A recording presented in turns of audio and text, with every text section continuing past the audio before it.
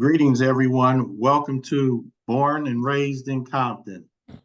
I'm your host, Rashaki Maskani, and we have an excellent guest on this evening. And I didn't even know that he was a Compton person because I was going to high school at Compton High when he was actually a teacher and coach there. So I was surprised and shocked to know that he was a Comptonite. Yeah, he was born and raised there. So our guest this evening is Coach Dayle Campbell, Coach Dayle Campbell. And when I was at Compton High School, I was there from 1980 to 83. He was our baseball coach, and it was amazing how what I tell you is the difference between my coach and him. My coach was a fiery, hot potato type guy, and Coach Campbell was just like mild and mannered, and I never knew that he was such an excellent athlete, student, and all of that. And he went to Centennial High School. My coach was Coach Eddie Thomas, and he went to Compton High School, and so it's a lot of history, that we have along here with Coach Carter. I know, Campbell. I don't know why I want to say Carter. I'm thinking about the television program. Welcome Back, Carter, or something. Yeah, there you go. But it's Coach Campbell. But it's okay. He know I mean well. But it's a real rich history going back when my coach was in high school. He went to Compton High, but his sister attended Centennial. So I don't know. I guess Coach would know his sister, but he could tell us that in a minute. But it just seems it's as you gracefully age, you just start learning more and more about people, and I'm just genuinely surprised about Coach, because you would never know that he accomplished so much. Yeah, I thought he just was a shy teacher, but I didn't have to deal with him directly. So maybe he did have some fire. I didn't know. But he also have a book out. I want to show everybody his book, and he could tell us more about it. But let me show you his book here. This is the cover of it, right there. It's called The Compton Baseball Lab, and that's Coach right there. Welcome, Coach, and we can start right here. Can you tell us about this picture too? That was you, probably. I wouldn't even know how long ago that was. But welcome, Coach. I'm glad you came this evening. Let's talk about Compton. So, okay, well, can you tell us about the book and that picture right there? No problem. Yeah, first of all, I'd like to thank you for having me on your program. It's truly an honor and a privilege, and just thankful to have grown up in Compton. Okay, now in regards to the book, the title is called, as you can see, The Compton Baseball Lab. And I chose that because during that time, baseball was a tremendous experiment. And there was a place called Cressy Park in Compton. And the reason why Mr. Charles Silas started baseball in Compton was because some of the other community leaders would not let black ball players play. So Mr. Silas started his own league, and that's why I named it the Compton Baseball Lab, because that was a tremendous experiment that could be a success or a trouble failure. So that's why I named the book the Compton Baseball Lab. Now that picture right there, that's me when I played minor league baseball. That's back in 1969 when I played in the Cal League for the San Jose Bees. Okay.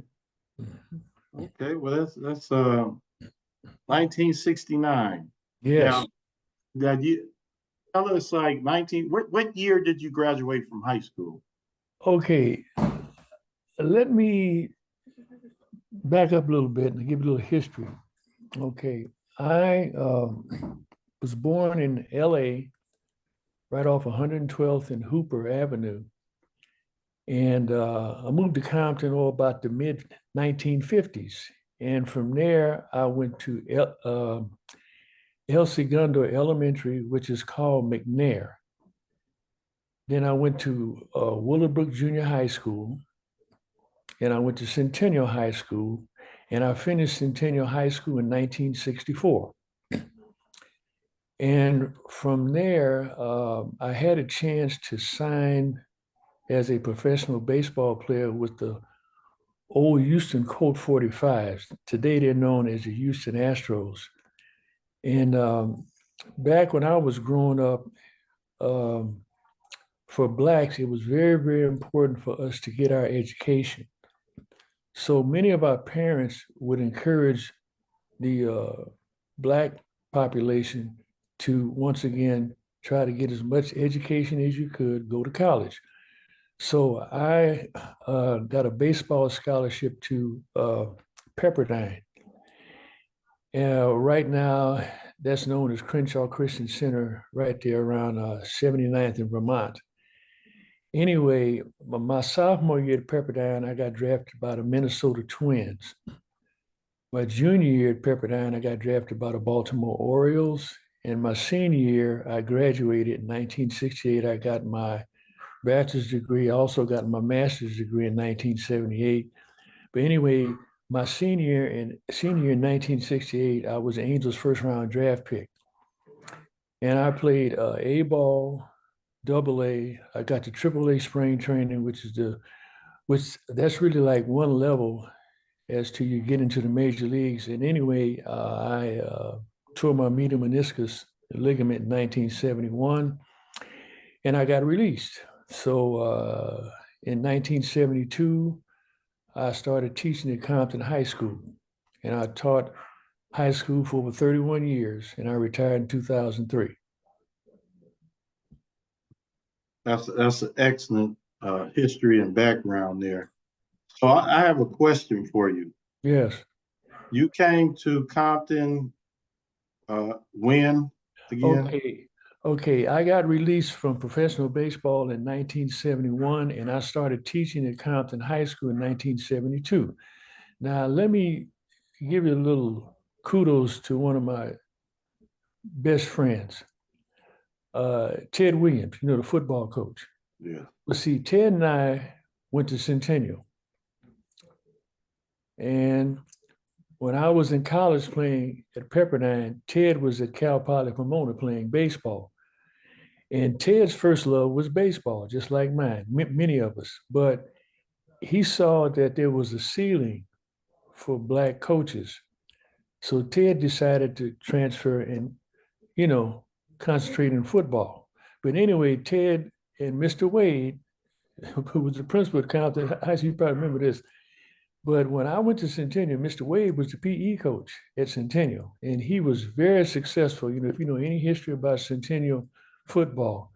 So anyway, once I got released in 71, Ted Williams was responsible for getting hired at Compton High School, and also Mr. Wade. Okay.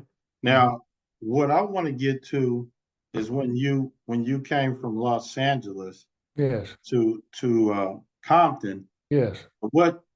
How old were you when you came to Compton from Los Angeles? Oh, I say I must have been maybe around 8 or 9. 8 or 9. Yeah, eight or Okay, nine. and where did you stay in LA? 112th, right off of Central on Hooper Avenue. Hooper Avenue. Okay, if you go north on Central and make a right on 112th to make another right on Hooper. I was at 11213 South Hooper Avenue. So that actually wasn't that far from Compton. No, it wasn't. It wasn't. Okay. Yeah. Now, did you notice a difference between that area and Compton when you got there? And then how was like the demographics over there on Hooper versus wherever you moved to in Compton? Okay, well, okay, I was real young, of course, when I moved from there. The demographics weren't that bad as far as violence or anything like that. You know, it was a nice area, but I really matured and got my mind open when I moved to Compton. And I played Compton Little League Baseball right there at El Segundo Park, which is right next to El Segundo, which is McNair, you know, right across that street over there. And man, we had so much fun growing up playing baseball. I mean, it was so much fun. That baseball kept me out of jail. You know, baseball kept me out of trouble. And most of the guys, we played sports, but especially baseball. You know, that's to me, that's what really kept our wheels on the track, so to speak. Now, okay, so now, when you moved to Compton, what was like the racial background? Racial dynamics when you moved to Compton. Well, okay, when I was at Compton, when I went to Centennial, I'd say that it was about 95% African American. We had a few Hispanics, you know, maybe like a smidge of the whites, but it was basically African American. And Because, that yeah, go was ahead. that in the city or just at the high school? Okay, that was at the excuse me, that was at our high school. See, look, let me give you a little history, and it's in my book. Um, my mom went to Willowbrook Junior High School, and she went to Compton. Now, back in the day, when she was growing up, Compton High School was a high school and JC combined. Yeah.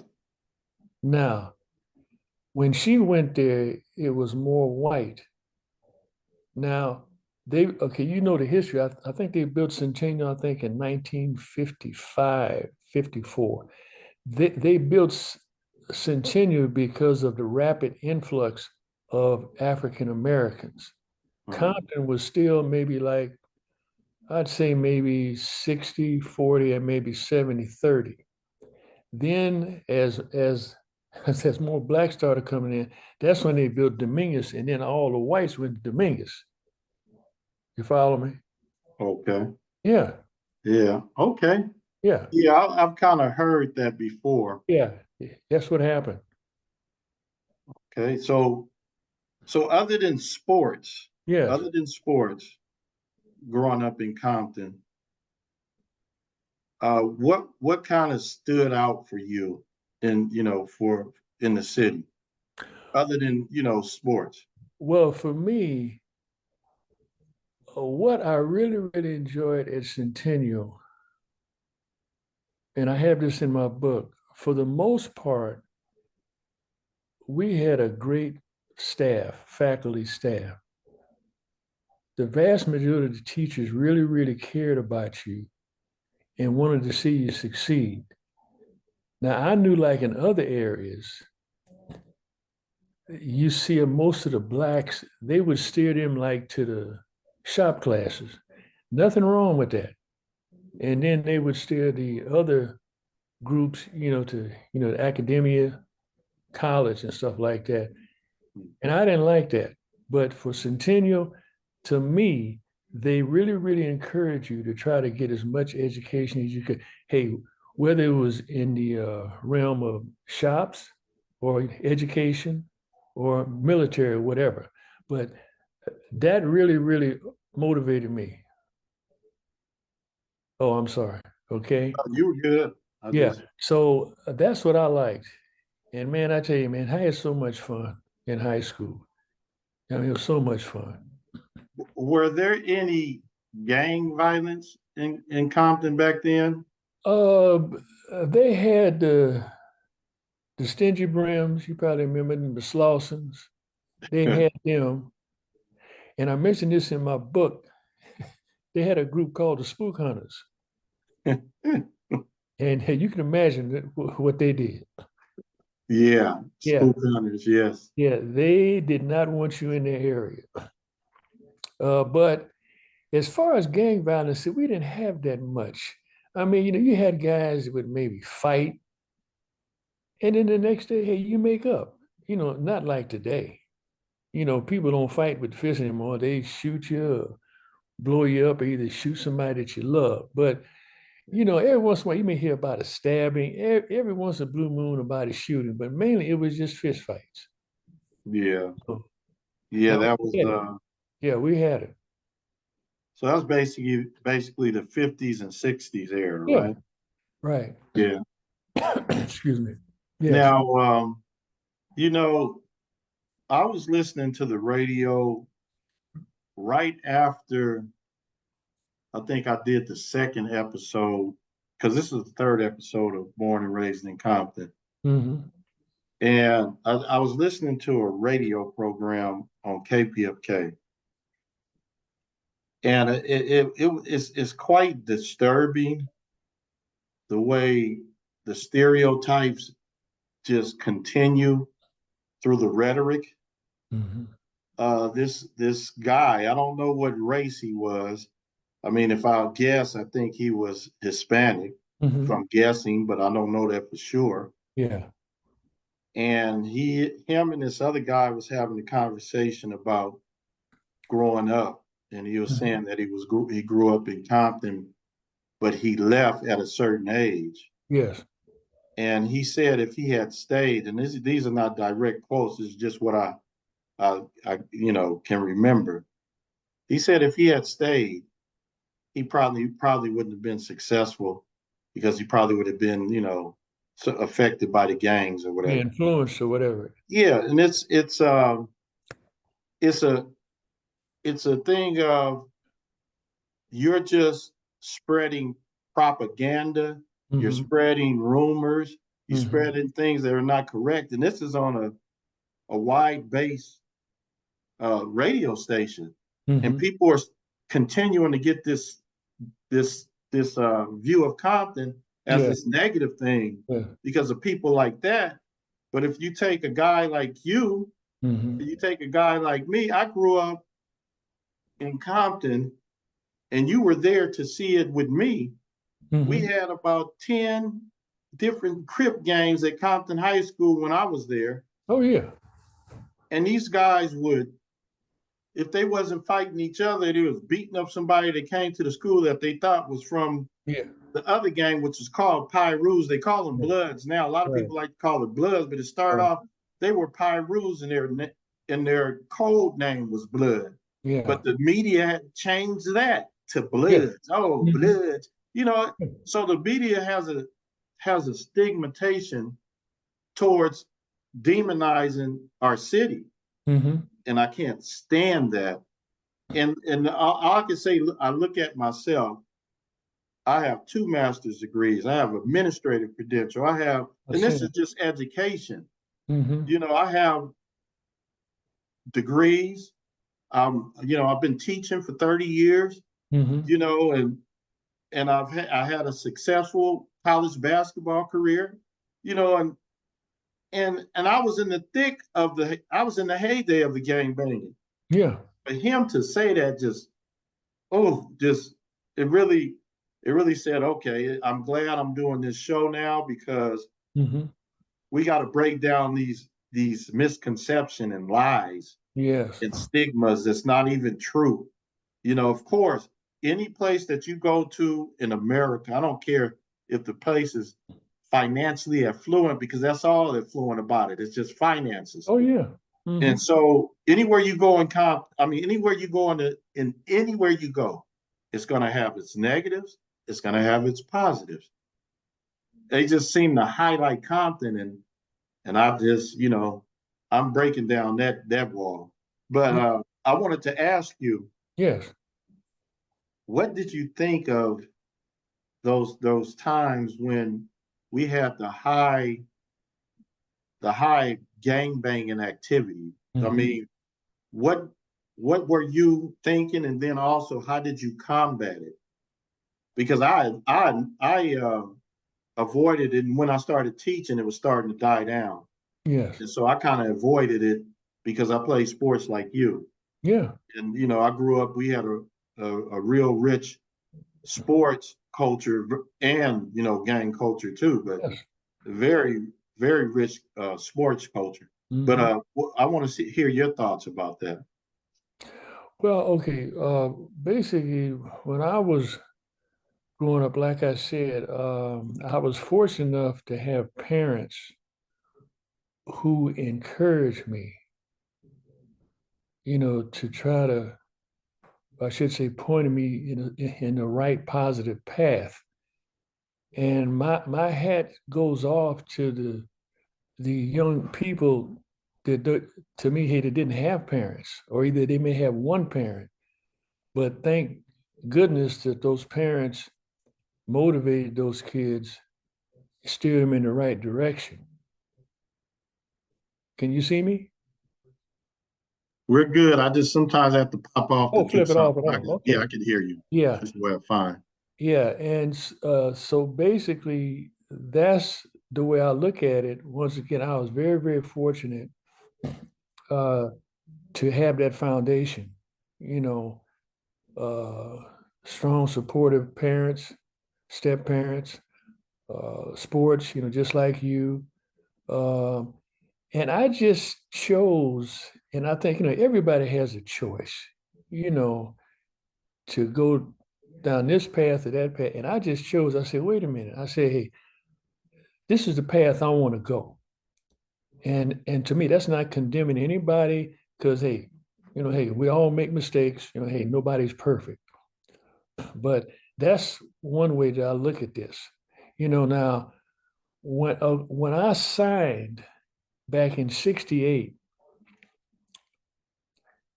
and I played minor league baseball, I told you, for 3 years.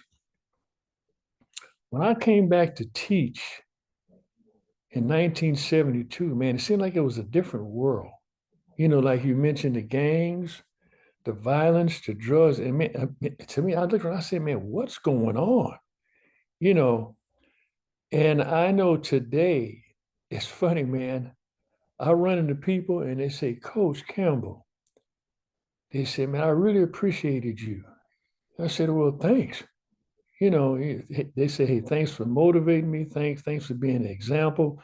And that's what I always try to do because I always figured that what I wanted to do was not be responsible for the one making that wrong turn. In other words, I don't want to be the person to say, okay, well, look at him. He's doing it, so I want to do it.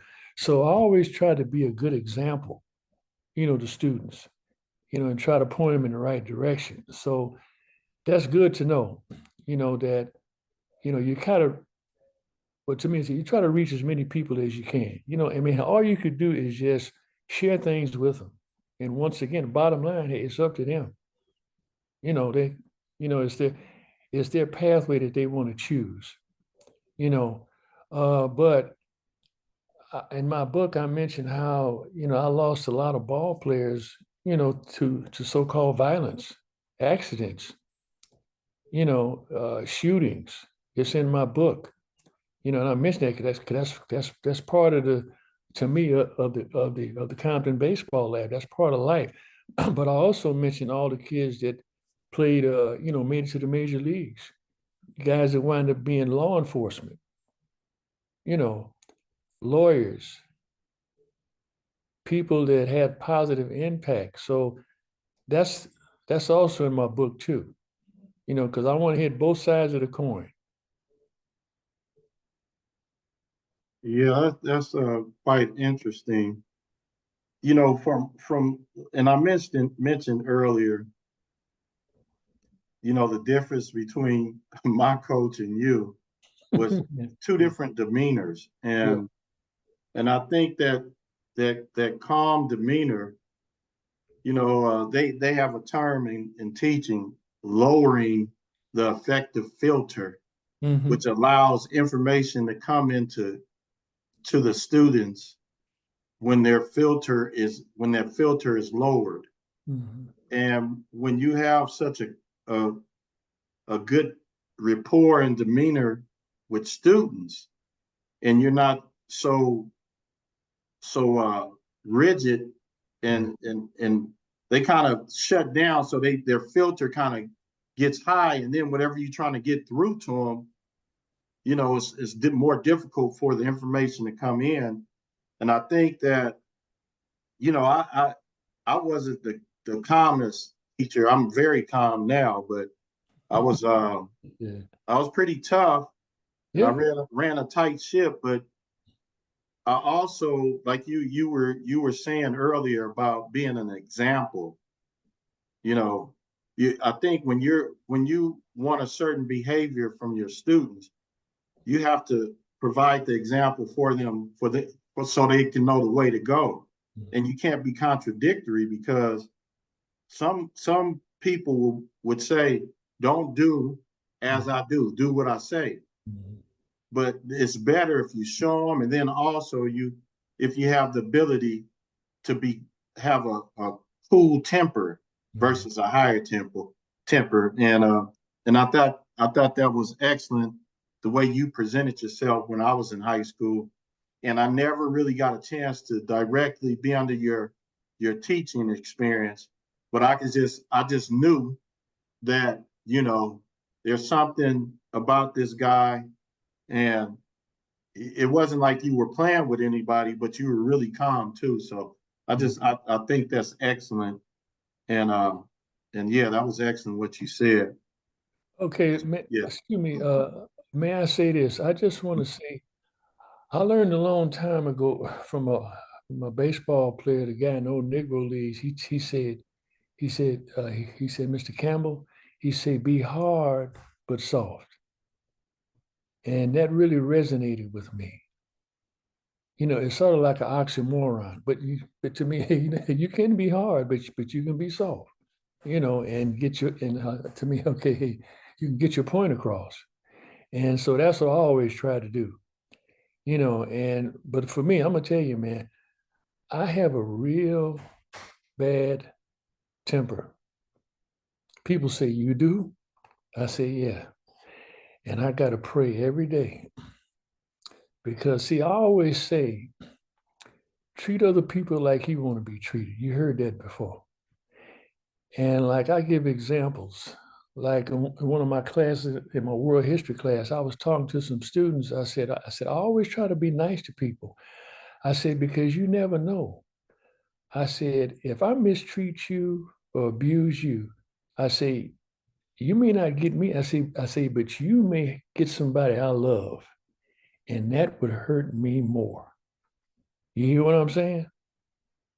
I always Exactly. give that example. See, like I said, look, man, I said, look, brother, I said, hey, if I'm driving in the street and I come to a stop sign and I see a lady or a man, different ethnic background or whatever, and I don't stop for them, I say, if I hit them, I say, that person may be able to save somebody I love one day, or either maybe their kids. So, see, I've always thought that way.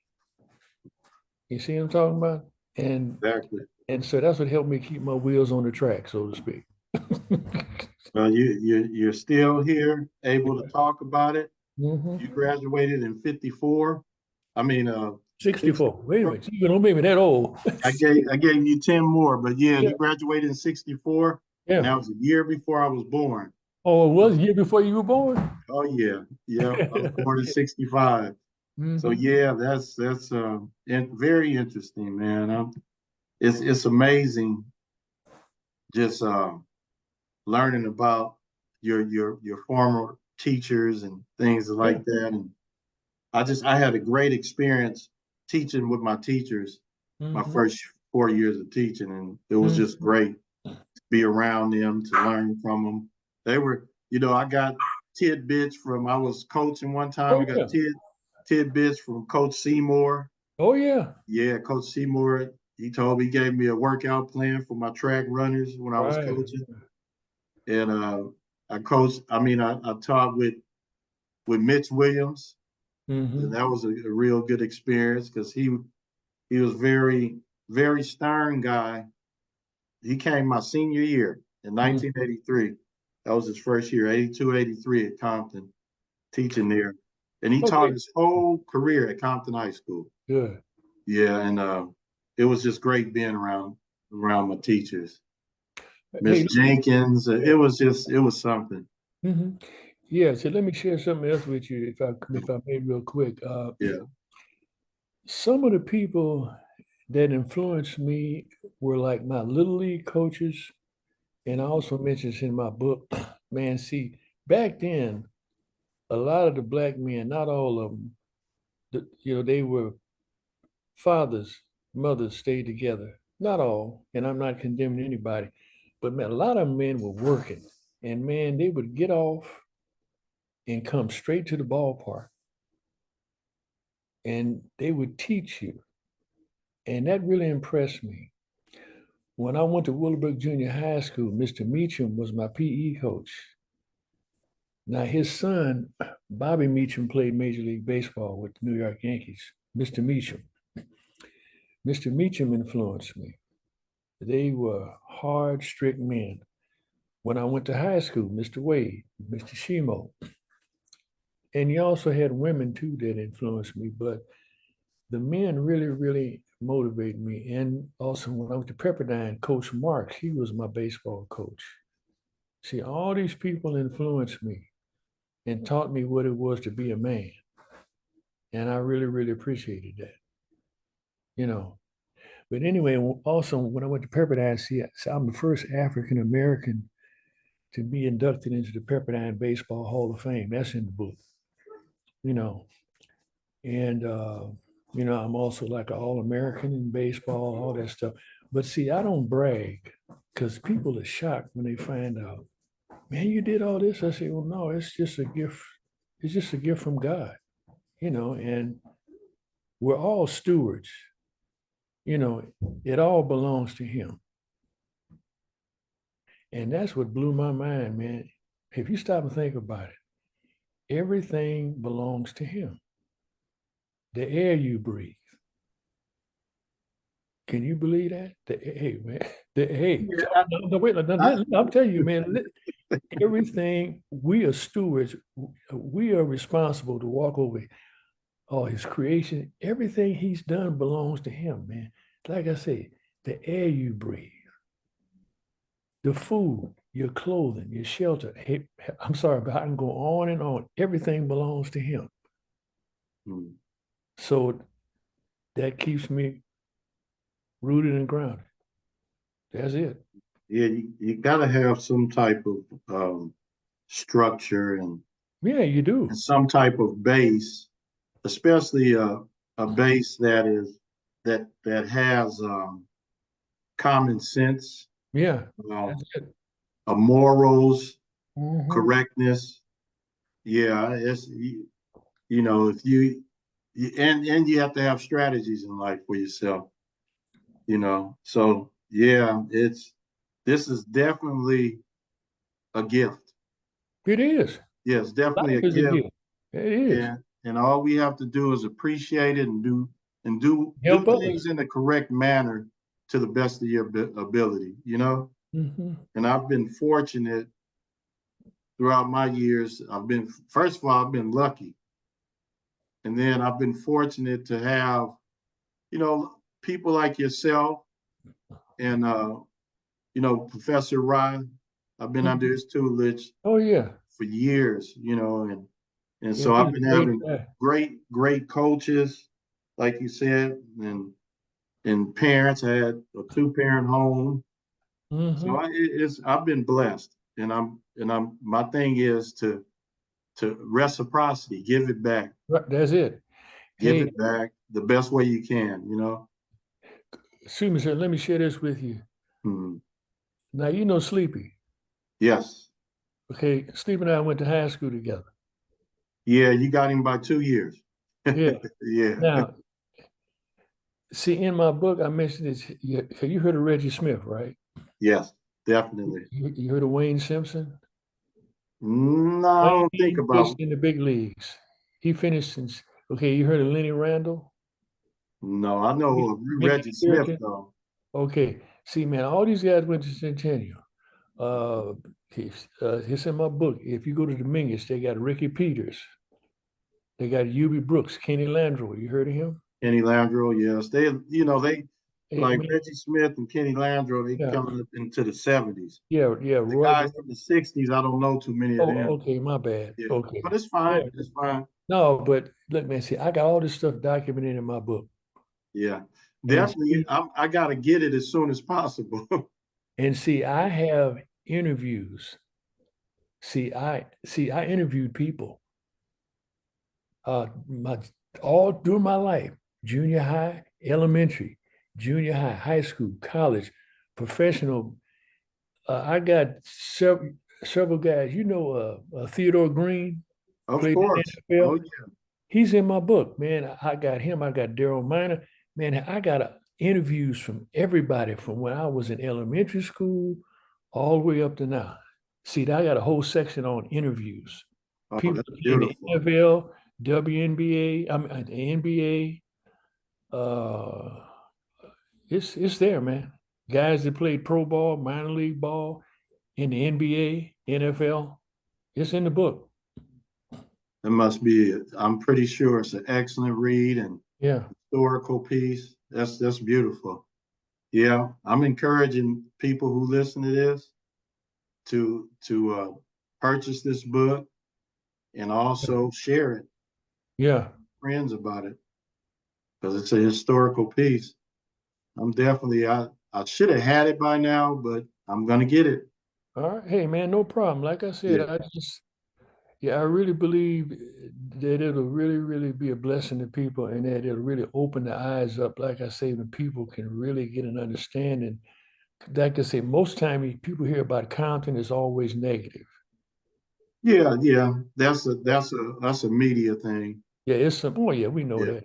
yeah. There's some good stuff in here, man. I got jokes in here, all that stuff, man. Racism. It's in there. Yeah. It's in the book. Yeah, I got it. Once I purchase the book, I want to get a signed copy. Yeah, no problem. Heck yeah. Hey, Sure. I'll be happy to do it. Yeah. Yeah. Uh, so what can you leave us with, Coach, about the Compton experience? Well, to me, the experience I had was one of amazement, joy, and happiness. Um, I wouldn't trade that experience for anything because it really, really gave me a great foundation, excuse me, as far as life is concerned. And I'll leave you with this. There's only two things that matter in life: attitude and production. Hmm. I don't give a kick what you do. It's all about attitude and production. That's a great thing. Yeah, Yeah, and we definitely gonna take heed to that yeah, because just people just have to think about what you're saying. And I'm just more than pleased to have you on here talking about your Compton experience yeah. and the successes that you had in your life and many more to come. Hey, man. Hey, thank you very much for having me. And like I said, please stay blessed, stay well, and thank you. All Thank you. right, I appreciate you, and this is our third episode of Born and Raised in Compton. All right. What's good in the hood? We just heard what's great in the hood. So, Okay. All all right. right, Coach. All right, brother. Anytime you want to be around us, we love to have you. All right. Thank you, sir. Take care. All right, you Good too. evening. Take care. Bye.